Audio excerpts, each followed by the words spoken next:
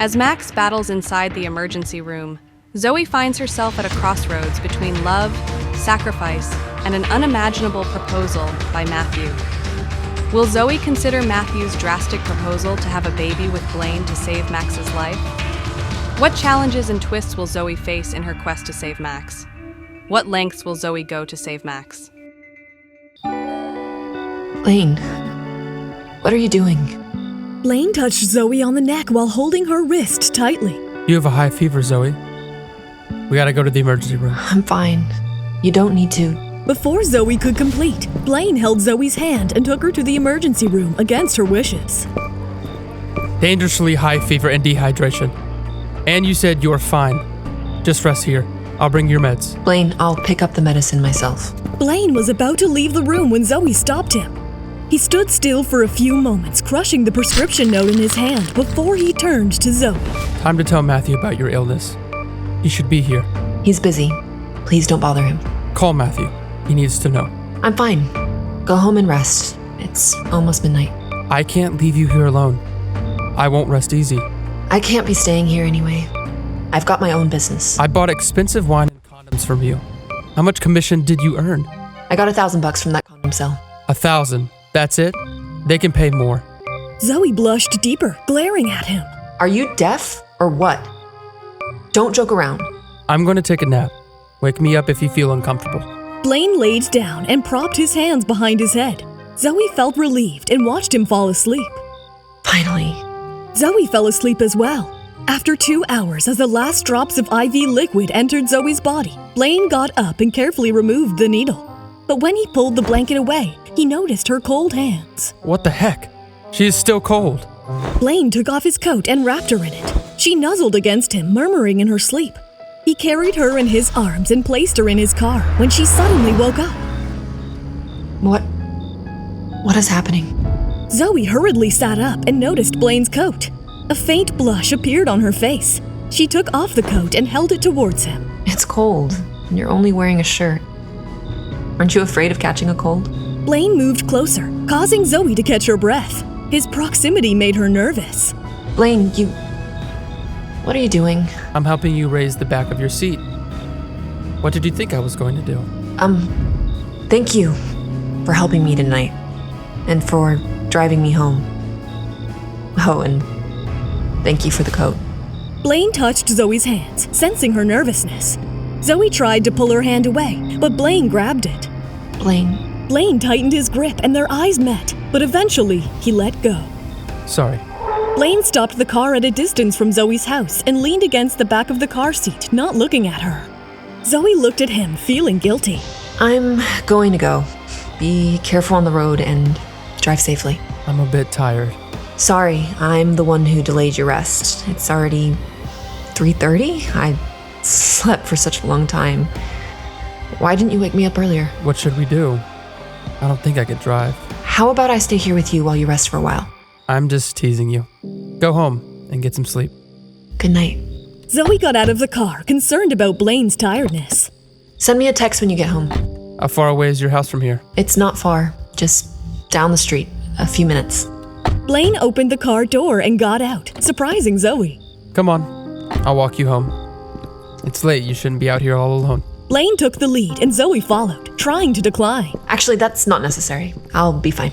Aren't you afraid to be alone in the dark? Blaine reached for Zoey's hand and held it. Zoey didn't ask him to leave. They walked hand in hand, savoring the moment. What are you thinking about? Nothing.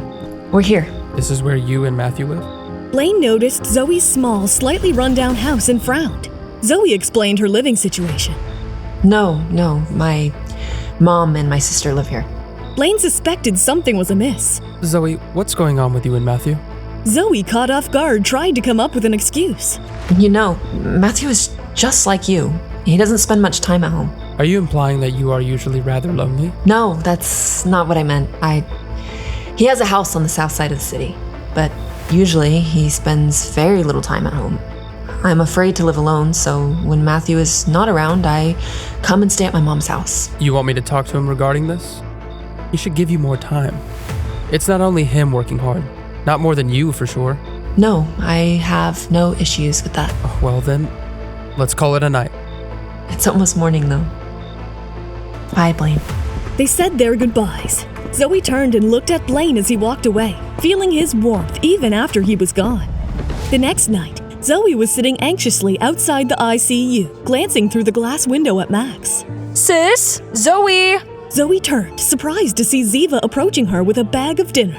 Ziva, why are you here? I've brought you dinner. It's still warm. Hurry up and eat it. You didn't have to do that. I could grab something here later. Mom said you were sick, and so she asked me to bring this to you. She made you chicken noodle soup.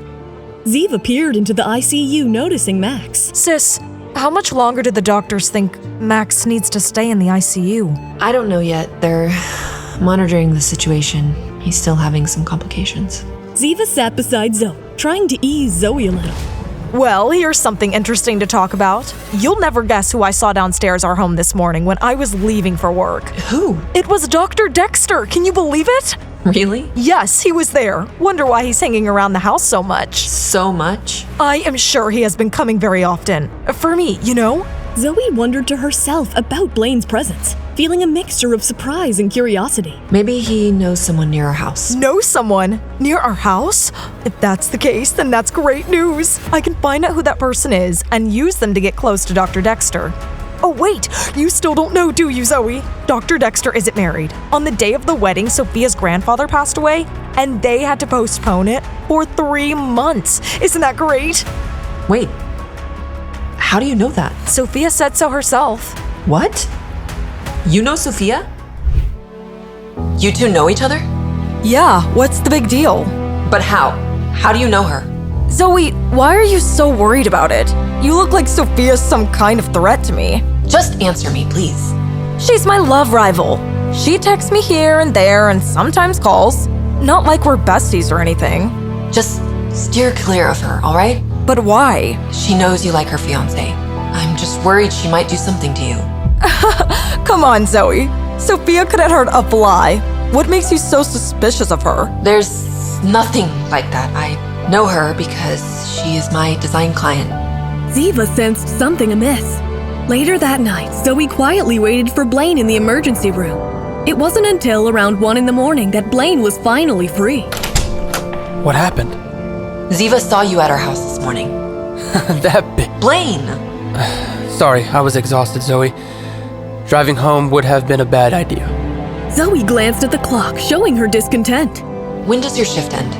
It's already past 1. Blaine smiled a little and stood up, ready to leave. Zoey followed him, puzzled. I should have been off hours ago, but emergencies happen. I'm going to freshen up in my office. Zoey nodded and followed him into the office.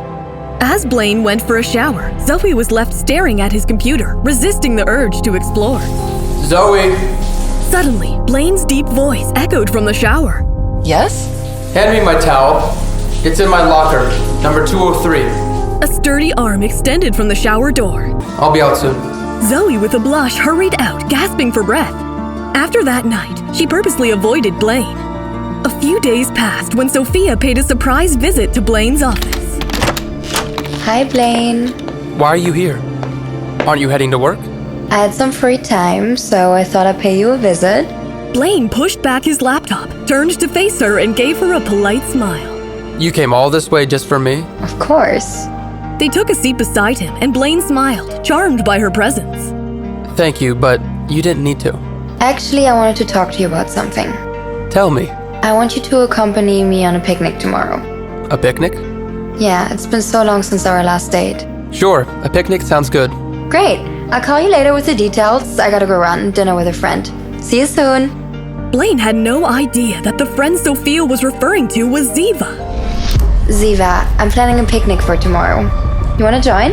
Despite the initial dislike due to Blaine, Ziva had developed a reluctant friendship with Sophia. Who are you going with? Just Blaine and me. Dr. Dexter is going too?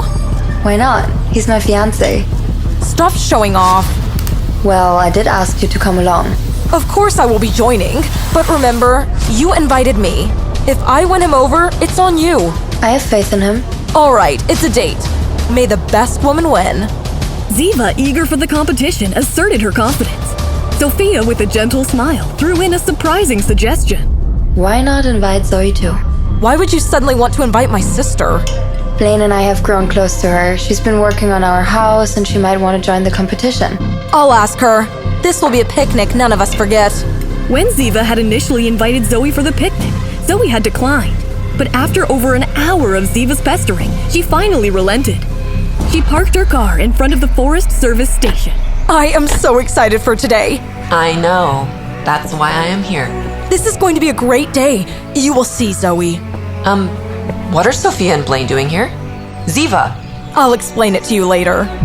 Blaine was surprised the moment he saw Zoey and Ziva getting out of the car. Sophia quickly headed towards Ziva, leaving Blaine annoyed. Zoey was equally displeased. Zoey, it's great that you came too. Zoey glanced at Blaine, finding his gaze on her. I've changed my mind. I won't be joining you. You three, have fun. What? No, we rarely get time to hang out. Unless, of course, you don't like me. Or maybe you don't like Blaine. Zoey sensed something off about Sophia's insistence, raising suspicion. Yes, sis.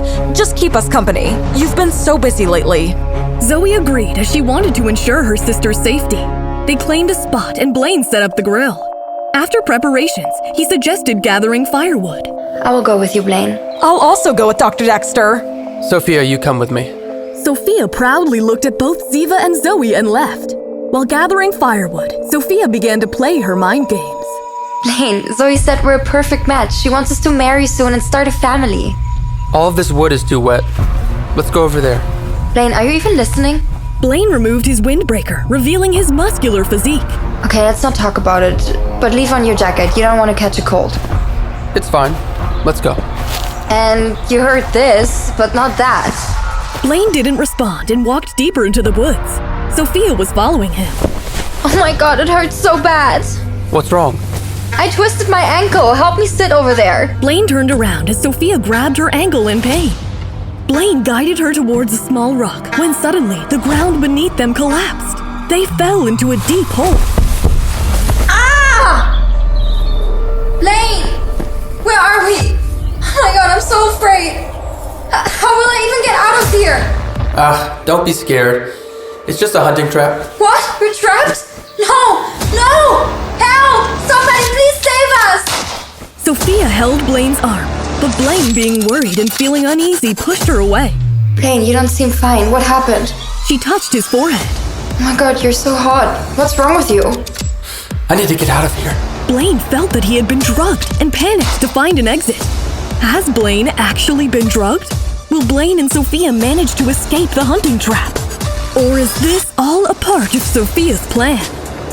Hey, I'm Zoey. If you're wondering what happens next, download the Pocket FM app now and listen to the exciting episodes of Rekindled Heartache.